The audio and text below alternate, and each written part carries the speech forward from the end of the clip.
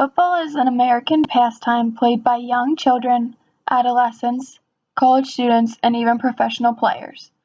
According to the National Federation of State High School Associations, football is the most popular sport in high schools across the nation with over 1 million players in the 2012-2013 school year. However, football isn't always fun and games. Annually, sport-related concussion mildly affects approximately 300,000 young American players. In order to better understand the concept of concussions, the brain can be compared to jello trapped inside of a small layer of protection. When the brain is impacted, it hits the hard edges of the inside of the skull, which rips and tears different axons and connections.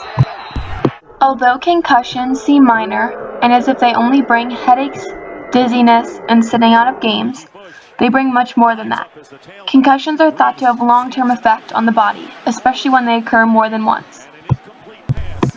A study done by Noble and Hesdorfer showed that professional football players are thought to have substantially higher rates of degenerative disease than the general population.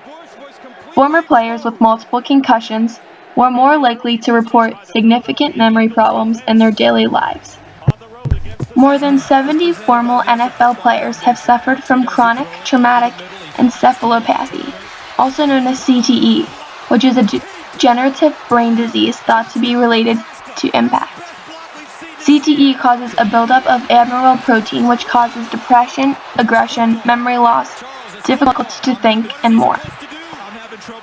Players found to have CTE include Mike Webster, who went through a long period of erratic behavior, Terry Long, who committed suicide, John Mackey, who suffered from dementia, and Bengals player Chris Henry.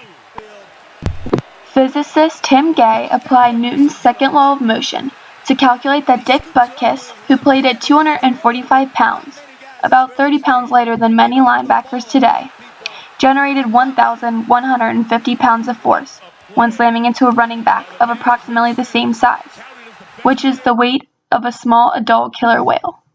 But if anyone's up to the challenge, it's Ray Lewis.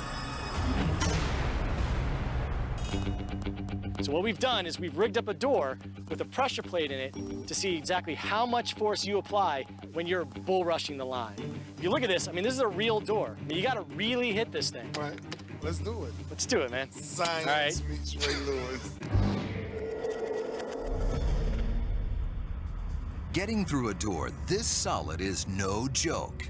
If Ray hits the door wrong, the energy he creates will reflect right back at him.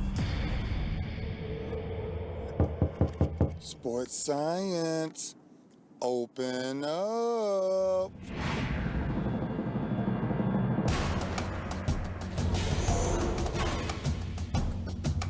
Here we go.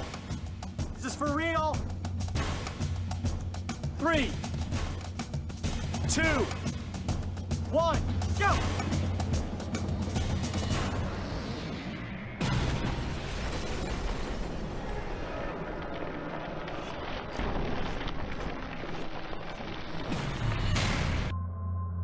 Oh my God, look at the door! Yeah? Look at the door! You know, you don't realize until you look at it yourself, man. This door is chef. This is a real door. This is freaking incredible, man. I'm gonna call my mom in a minute.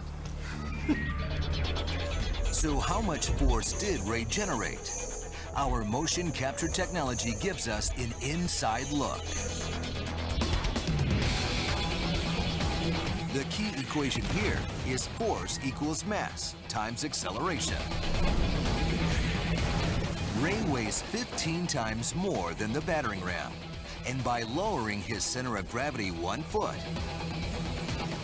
and accelerating up to 6 Gs, amazingly, Ray generates over 1,000 pounds of force. That's 200 more pounds of bone-crushing force than the battering ram. And the only reason Ray doesn't break bones every time he hits someone is because shoulder pads decrease the force by 50%. And the ribcage is made to flex up to 2.5 inches.